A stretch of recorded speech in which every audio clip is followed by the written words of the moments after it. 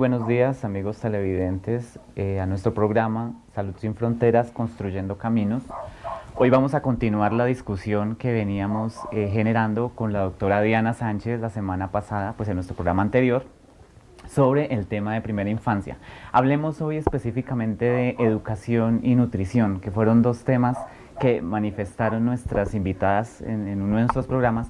que creo que merece ser discutido, merece ser reforzado también, y pues mirar también posibles soluciones a raíz pues de este tema. Una de las cosas que nos mencionaban nuestras mamás, Diana, era justamente que el tema de educación, ellas sentían que la educación empezaba muy tarde, a los 5 años específicamente acá. Desde toda esa experiencia que tú tienes, ¿cuándo debería empezar una educación realmente, una educación inicial, ¿sí? Y cómo hacer pues para que a sitios o a territorios como los nuestros llegue un programa así que pueda cubrir esas necesidades?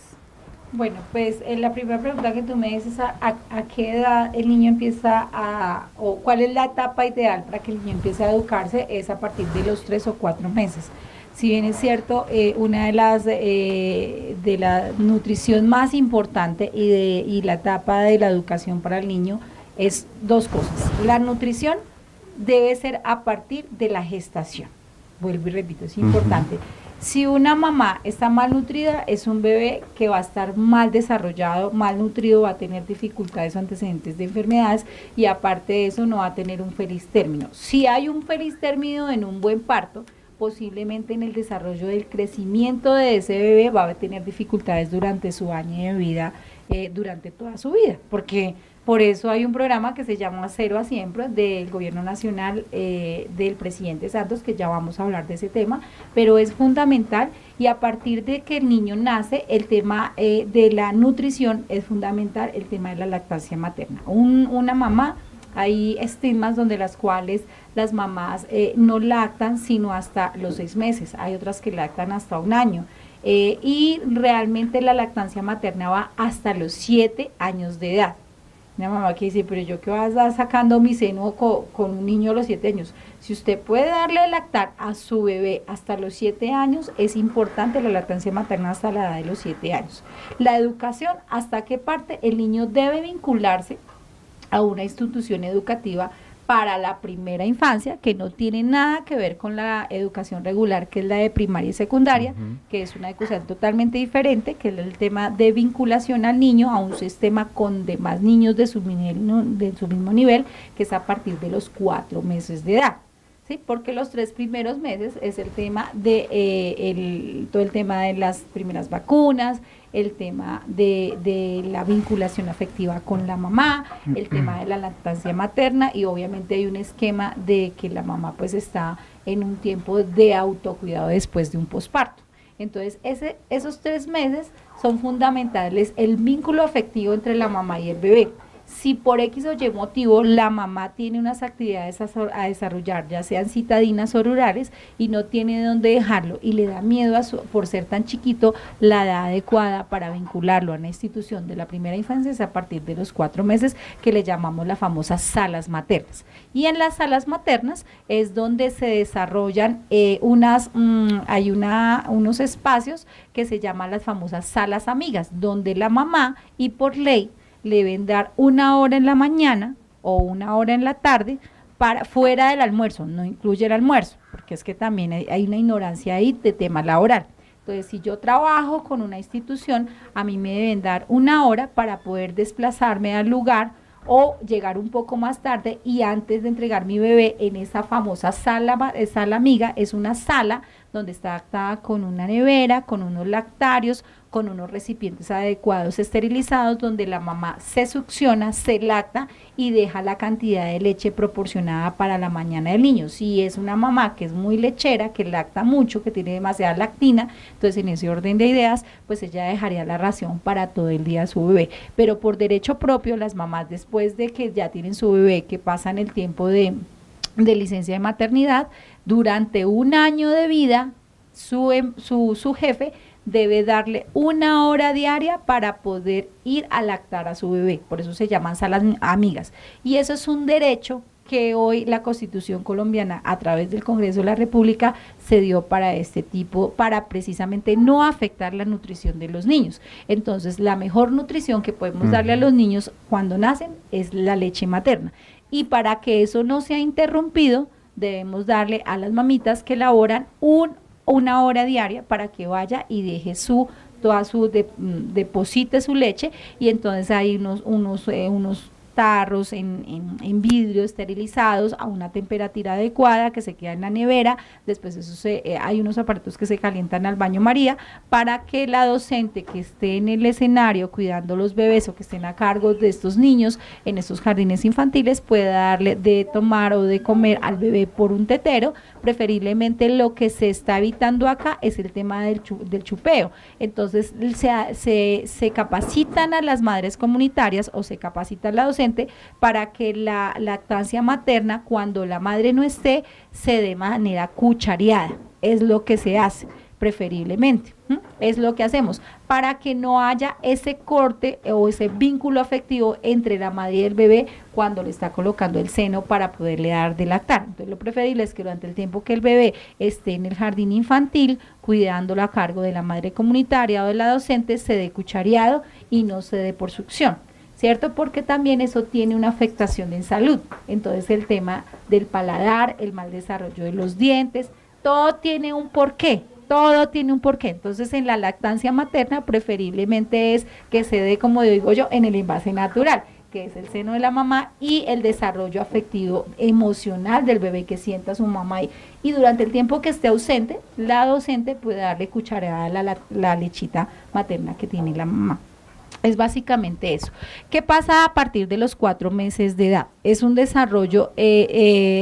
psicomotor, psicoemocional, donde se desarrolla el gateo, donde se desarrolla el habla. Entonces los niños empiezan a balbucear, gague, gigogu, empiezan a mencionar un poco de palabras, y cuando ellos interactúan con otros bebés, el desarrollo del lenguaje del niño, la expresión, la socialización con otros niños se desarrolla mucho más que cuando un niño está cuidado en casa con la abuelita, con el abuelito, con la tía, porque hace que otras personas o otros niños que se desarrollan más rápido jalen a los que menos se desarrollan. Por eso hoy en día los jardines infantiles tenemos inclusión, donde tenemos niños regulares y niños que tienen dificultades cognitivas o desarrollos de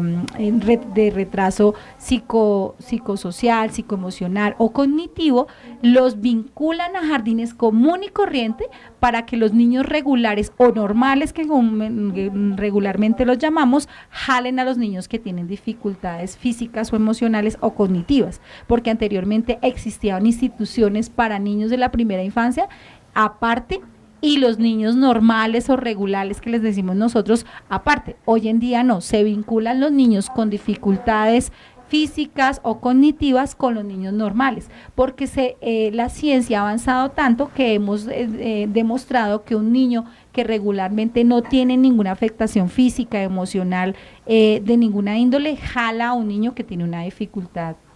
emocional o psicológica o cognitiva. Entonces eso hace que los niños que tienen esa dificultad avancen, y inclusive ellos mismos se exigen a que estén al mismo nivel de los otros que no tienen ningún tipo de o síndrome o discapacidad, ese tipo de cosas. Entonces, por eso es importante que el niño, a partir de los 4 meses, sin ninguna temor, el niño pueda entrar a una institución donde lo puedan cuidar, y es mejor que uno sabe, y hay un mito ahí, y uno sabe que el mejor cuidado es el de la abuelita. ¿Quién mejor que la abuelita lo cuide? Pero la abuelita pedagógicamente no sabe cómo cuidar un niño, ¿sí? Y no sabe cómo estimularlo, porque el niño solamente está con la abuelita. Cuando el niño está rodeado de otros niños, se desarrolla dentro de una sociedad adecuada, y entonces aprende mucho más rápido. Nosotros hemos visto esquemas de niños que a la edad de 1 año y medio, cuando ya medio aprenden a hablar y a balbucear o a decir papá, mamá y algunas cosas a media lengua, el niño ya tiene identificado al 1 año y medio, sabe los colores, por lo menos la básica de los colores, sabe agarrar un lápiz y de manera hace trazos irregulares, mientras que esa postura, si un niño no entra más antes a un jardín, empieza a aprender eso a la edad de 3 y 4 años hasta ahora. Tú ves un niño de 4 años y todavía no se sabe los colores, no sabe agarrar. Si el niño entra a la edad de 4 meses o a partir del año, en 2 y 3 meses después de haber ingresado a la institución, ya sabe el agarre, ya sabe cómo comer por sí solo, que generalmente cuando los niños están en casa cuidados por las abuelitas o por otras personas, generalmente ellos les sustituyen la comida, entonces el niño no sabe aprender a agarrar, no sabe coger la cuchara. En el jardín sí les enseñan eso, entonces generan más destrezas, precisamente por eso es tan importante que un niño vaya a una institución educativa de la primera infancia. Y en este caso, por ejemplo, pues volviendo a retomar lo que nos mencionaban nuestras mamás, como en ovejeras, porque es el sentir de ellas, que no está, ¿qué debería hacer la administración pensando en eso que tú estás mencionando? Claro, es muy importante, casi en todas las alcaldías municipales, locales y de ciudad, tienen un plan de desarrollo que se aprueba durante el cuatrienio de cada administración y hay un recurso específicamente para la primera infancia. Entonces ahí el Consejo Municipal debe plantear que la prioridad y constitucionalmente son los niños y niñas en el sector donde están ubicados. Entonces hay unos dineros importantes donde se deben desarrollar, se deben de materializar precisamente para la primera infancia. ¿Cómo se hace? Con el apoyo del gobierno nacional hay un programa con el Instituto Colombiano de Bienestar Familiar que se llama el programa de Cero a Siempre. ¿Por qué se llama programa de Cero a Siempre? Porque yo les decía en el anterior programa que el desarrollo de la primera infancia no va desde el primer año de vida, sino va desde la gestación, por eso se llama de 0 a siempre. Y los 5 años de vida que se desarrollan en un niño van hasta cuando uno se muera, por eso el programa fue pensado de 0 a siempre. ¿Cómo se desarrolla este programa? Este programa, a comparación de la ciudad, es un programa que está ubicado en todo el entorno nacional, las famosos llamados hogares comunitarios o hogares del Instituto Colombiano de Bienestar Familiar o jardines infantiles de bienestar familiar, dirigidos y organizados y capacitados por madres comunitarias que quieran formar jardines infantiles no mayor a 14 niños, en las cuales sí creo que tienen derecho a cuidar 1 o 2 niños de sala materna como máximo y los 10 restantes deben ser ya caminadores a partir del año. En ese orden de ideas, hay un apoyo,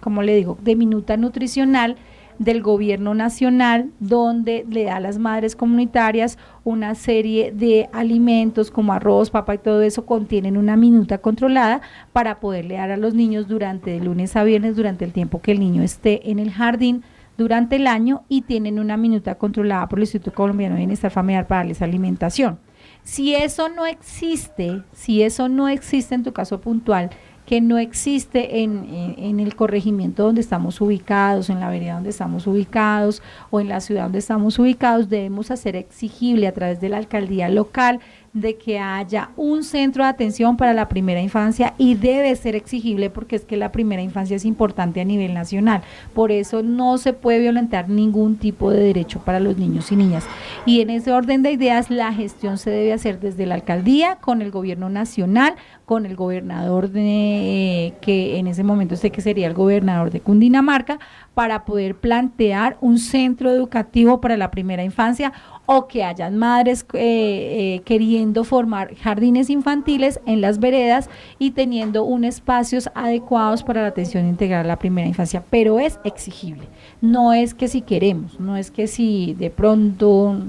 hacemos un proyectico y miramos a ver si, no, es exigible porque es un derecho y es un programa de presidencia de nuestro presidente actual, Juan Manuel Santos, en la cual es un programa aliado con el Instituto Colombiano de Bienestar Familiar, del programa Cero a Siempre, que está en todo el país a nivel nacional. ¿Cómo podría la gente hacer ese derecho exigible? ¿Cómo podría exigir ese derecho que tú estás mencionando? Una de las cosas que se podría plantear es hacer un derecho de petición al alcalde de turno para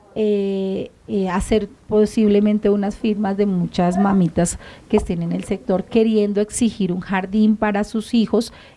donde quieran que esté. 2, que posiblemente haya 2 o 3 o 10 madres del sector que quieran ser madres comunitarias para hacer ese enlace con el Instituto Colombiano de Bienestar Familiar. El Instituto de Bienestar Familiar hace una capacitación con las madres, miran el territorio porque muchas de ellas ofrecen sus casas y en eso entonces vienen y hacen una visita técnica al Instituto Colombiano de Bienestar Familiar, aprueba el sitio para arrancar. Entonces ya ellas van a tener el apoyo de la minuta nutricional porque no tienen que sacar de su bolsillo para la alimentación de los niños, deben de tener una amable auxiliar que también va a estar capacitada para la atención integral de estos niños durante el tiempo que estén en el jardín y con los recursos que tenga el municipio poder apoyar la minuta nutricional o poder apoyar dotación para esos jardines o poder apoyar cuánta cosa se necesite para la atención integral de los niños y niñas en la vereda o en la zona o en el municipio, en la ciudad donde se pretenda fomentar el jardín infantil para la población que esté necesitada. En este caso que estamos hablando acá en Suezca, en el tema de la vereda acá de Ovejeras, que creería yo que no hay un Instituto Colombiano de Bienestar Familiar, que seguramente hay muchas mamás necesitadas de querer vincular a sus hijos a un jardín infantil y que no lo hay, pero que también hay muchas mamás que seguramente quieren también ser funcionarias para la atención al servicio de la comunidad. Entonces es integrar un grupo de mamitas que podamos hacer un documento con un derecho de petición, que todas la firmen, que algunas de ellas se postulen para ser las docentes cuidadoras de estos bebés y poder empezar a implementar todo el proceso con las instituciones gubernamentales para que sea un éxito y que sea materializada la idea que hoy las mamitas están necesitando para sus hijos. Básicamente es eso. Ahora, Diana, hay otra cosa importante, ahora que mencionas el asunto nutricional, y es que nos decían nuestras mamás invitadas que muchas veces les tocaba darle a los hijos lo que hubiera, no lo que debían comer, sino lo que les tocaba, ¿sí? ¿Qué se puede pensar al respecto en ese orden de ideas? Bueno, hay varios frentes. Uno de ellos es el manejo adecuado de cómo se preparan sus alimentos, cuáles son las multiformas de preparar el alimento, y dos, el tema del sector donde estamos ubicados regionalmente. A nivel nacional hay una encuesta nutricional que uno de los departamentos que ocupa el primer puesto en desnutrición es Chocó. Y increíblemente Boyacá. Uno se dijera que en Boyacá no hubiera desnutrición y resulta que sí lo hay, y por una sencilla razón, pues Chocó por obvias razones, que aparte que es un departamento rico en oro, pero es pobre por naturaleza porque son explotados por otras entidades y no quiero mencionarlas. Pero básicamente en Boyacá resulta que el alto consumo de agricultura es en papa, y entonces no digamos que hay elementos que no se pueden conseguir porque la naturaleza de la tierra no da para cultivar. Entonces, por ejemplo, escasea el azúcar, escasea la fruta, escasea de pronto el arroz, viceversa cosas, y allá es más las hortalizas y sobre todo abunda la papa. Entonces, ¿qué pasa? Las costumbres culturales y socioeconómicas de Boyacá dan para que el niño crezca como un excelente consumidor de papa, y eso da por naturaleza de que el organismo pues esté malnutrido. ¿Y cómo se da eso? Porque la mamá hace caldo con papa, hace changua con papa, hace papa rellena, hace papa salada, papa frita y papa al día, papa a la mañana, papa a las 365 días del año, porque no tienen más que comer sino solo papa y algunas hortalizas. Entonces, en ese orden de ideas, si viven en un territorio lejano de alguna vereda de Boyacá, el acceso para poder ir a comprar otros productos, además que son costosos y no viven sino de la agricultura, pues realmente si traen muy pocas cosas, son mucho, básicamente como el aceite, de pronto el arroz, pero no pueden traer más de allá. Entonces, en ese orden de ideas, por eso el segundo municipio más malnutrido es Boyacá, precisamente por esa dificultad que tiene. Entonces, en ese orden de ideas, lo que se debe hacer es un intercambio de subasta con alimentos, y que debe ser un programa de seguridad alimentaria que también le pertenece al Ministerio de Salud, que también le pertenece al Ministerio de Agricultura, y que por derecho propio le pertenece también al alcalde hacer un tema de nutrición segura para todos. Entonces, en ese orden de ideas,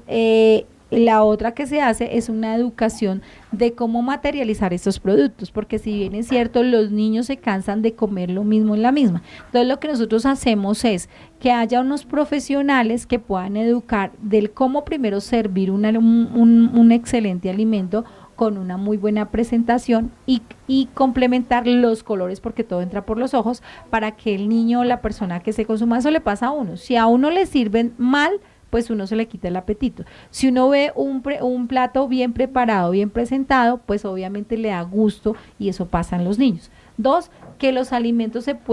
son muy diversos. Uno piensa que de pronto la papa, hablemos específicamente de la papa, que solamente la papa es para salarla y para fritarla. Y resulta que hoy en día hay tortas de papa, hay dulce de papa, hay empanadas de papa, con la papa se puede, puré de papa. Entonces digamos que se puede diversificar la forma de cómo se utiliza el producto para poderlo hacer. El intercambio de alimentos también existe, que es el famoso trueque que se llama y que en algunas culturas y en algunas regiones se dan. Entonces, ¿cómo podemos hacer los trueques? Un intercambio. Si aquí nosotros estamos culturizados a cultivar papa y podemos hacer con otro municipio donde cultivan plátano o cultivan arroz, hacer un intercambio. Pero ese trabajo de saberes y ese trabajo que se tiene que materializar es un simple hecho de poderlo trabajar con las organizaciones gubernamentales, como es el Ministerio de Cultura, como es el alcalde local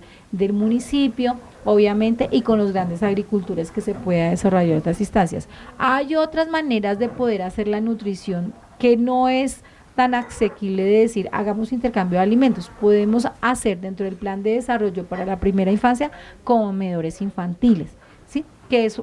algo que también funciona mucho. Los comedores infantiles en la ciudad son un éxito, porque muchas de las familias, a pesar que en la ciudad tenemos de todo en los supermercados y que ahí sí no hay una mala nutrición, sino hay una mala economía, entonces hay familias que no pueden comprar de todo.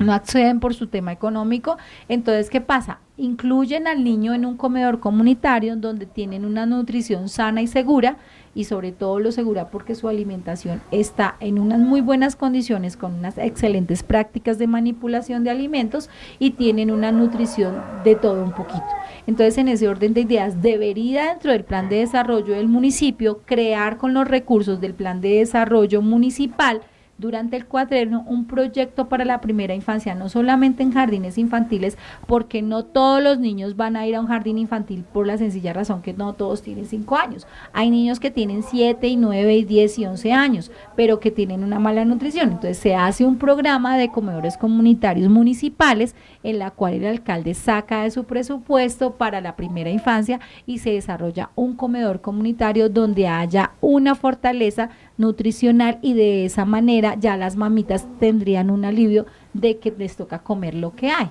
¿no? Porque ya el abastecimiento podría venir de una ciudad para el municipio al comedor comunitario y el niño tendría una sana alimentación, segura alimentación, y crecería obviamente en las mejores condiciones, y eso daría como una calidad de vida porque también hay una falencia. Un niño malnutrido es un niño que no estudia bien. Un niño bien nutrido es un excelente niño para la educación, porque la alimentación es la base fundamental del crecimiento, del desarrollo de cualquier ser humano. Entonces, en ese orden de ideas, yo le apostaría, Jaime, a que nuestro alcalde de Suezca pudiera empezar a forjar esos recursos municipales junto con el consejo que tiene de Suezca y poder apostarle a montar un jardín infantil para la primera infancia en el sector de Ovejeras, y poder apostarle o en otras veredas cercanas, o poder apostarle a hacer un comedor comunitario para la primera infancia también, o también para niños menores de 18 años, porque desen de cuenta que los niños que están en primaria y secundaria, si no fueron bien nutridos y no están nutridos en la actualidad, obviamente va a haber una dificultad de educación en el sistema. Vemos niños que tienen desconcentración en la educación, niños que se desmayan durante la actividad escolar, tienen enfermedades durante el tiempo escolar, sus bajas defensas, entonces les da gripa constantemente, hay ausencia de clases por ese tipo de cosas, y lo vemos reflejado en una mala nutrición. Entonces eso sería una política pública, eso sería una bandera del alcalde municipal, siempre y cuando haya la voluntad política para hacerlo, porque mientras que no haya voluntad política podemos desarrollar muchos programas en la mente, pero no los podemos, sí, no los implementar. podemos materializar ni implementar porque no hay una voluntad política. Básicamente es eso. No, y fíjate que otra zona del país que también, que es una realidad como muy nacional, La Guajira, el caso nada más de La Guajira, que ha venido pues habiendo un problema fuerte allí de nutrición, no porque no tengan que comer, ¿sí? Y ahí yo quiero de pronto también como contrastar algo de lo que mencionabas hace un rato, verlo desde otra arista, y es el tema de la soberanía alimentaria, es decir, no solamente el tema de la seguridad alimentaria, sino también qué nos obligan a nosotros a comer, en últimas, ¿no? Porque fíjate que ahora la alimentación infantil ha variado mucho de las mismas industrias que se han metido tanto en el mercado y que han obligado pues, a la primera infancia no es que no coma, no es que no esté comiendo, sino que está comiendo cosas que no debe comer, como por ejemplo productos azucarados, todas esas cosas que ya la industria está moviendo y que también es un tema allí que genera también desnutrición, porque en últimas se está nutriendo mal a los niños, ¿no? ¿Qué pensarías tú de ese tema? Pues yo pienso que en primera instancia el pueblo colombiano tiene una afectación dentro de la industria, o dentro de la gran industria como es, y la voy a mencionar muy claramente, así me linchen, pero yo siento que hay que decirlo, y es las empresas azucaradas como Coca-Cola, como Postobón, que es una adicción sobre todo a los niños que son los grandes consumidores y los clientes más altos que tiene una empresa, que es básicamente que consuman este tipo de bebidas en vez de consumir un jugo 100% natural sin azúcares, porque por sí la misma pulpa de fruta tiene su propio azúcar natural en ese orden de ideas. Y entonces se prefiere más darle una Coca-Cola a un niño, ¿cierto? O darle una gaseosa de Postobón, manzana, Pepsi, la que sea, que no nutre y consume una cantidad de azúcares que con el desarrollo del ser humano al final tiende a tener diabetes, precisamente por esa historia de esa mala nutrición, el consumo alto de azúcares. Entonces, en ese orden de ideas, como son las grandes industrias que manejan una maquinaria y sobre todo política, porque de esos grandes escenarios es un escenario político, entonces se ha denunciado a través del Ministerio de Salud ese tipo de cosas, y sin embargo siguen ahí latentes, sin embargo siguen presentes. Entonces, mientras que el gobierno nacional no nos ayude a buscar una solución, no estamos diciendo que las grandes industrias se desaparezcan, porque finalmente es su estilo de vivir y su economía, pero sí buscar de que no haya una afectación nutricional para niños y niñas que repercuta en la edad adulta, sino también que se pueda regular, porque es que no podemos, bueno, yo siempre he pensado que tiene que existir el bienestar común antes que el personal, pero acá pareciera que existiera el bienestar personal y no el común. Entonces a mí me importa cero apoyo a la izquierda de que mi industria esté afectando una cantidad de colombianos, y lo hablo por mi país, no lo hablo por otro país, ¿cierto? Entonces, como en mi país existe eso, entonces nosotros tenemos es que exigirle al gobierno nacional que empiece a regular estas industrias y que empecemos a promover más el consumo de frutas, más el consumo de otro tipo de bebidas como la leche, que también es un tema de nutrición, que promover por televisión yo no entiendo por qué no poder promover el consumo. Yo no he visto la primera propaganda donde de pronto promuevan a la familia o a la mamá, al papá o al niño a bajar una fruta de un árbol para hacer un jugo, pero sí promovemos a Coca-Cola para consumir una gaseosa. Entonces, o sea, yo no he visto yo no sé si tú la has visto, pero yo por primera vez no he visto el primer comercial donde promuevan bajar una fruta del árbol para hacer un jugo. O sea, no lo he visto. No, claro, Diana, y este tema que tú acabas con el que ya estamos concluyendo nuestro programa, es un tema que también es fuerte y que vale la pena pues también trabajarle de pronto en otra ocasión si tenemos la posibilidad, Diana, de volvernos a frecuentar muy seguramente más adelante, poder continuar trabajando este tema que hay que promoverlo, ¿sí? Y esto también es un llamado a las mismas instituciones que se articulan a todas estas industrias y demás para querer alimentar los niños mal, porque en últimas es nutrirlos mal, ¿sí? Por darle ganancia a las grandes instituciones que tú misma lo decías, hay que decirlo y hay que mencionarlo, ¿no? Es decir, hay que hablar las cosas pues como deben ser. Yo te agradezco mucho, Diana, pues por este espacio que nos regalaste, muy importante y bueno, creo que con estos 2 programas que hemos tenido le dimos solución a muchas de las inquietudes de nuestras, no solamente las 2 invitadas, sino de toda la población que nos ve, de todos nuestros televidentes, y bueno, también los invitamos a que nos sigan entonces dando sus puntos de vista, pues para continuar fortaleciendo más el tema. Muchísimas gracias, Diana, por haber asistido a este programa y bueno, espero que nos volvamos a ver pronto. No, a ti, Jaime, y me parece sensacional que toda la gente que esté viendo este programa en cabeza tuya, pues aprovechen ese conocimiento, esa experiencia que tú tienes, ese profesionalismo,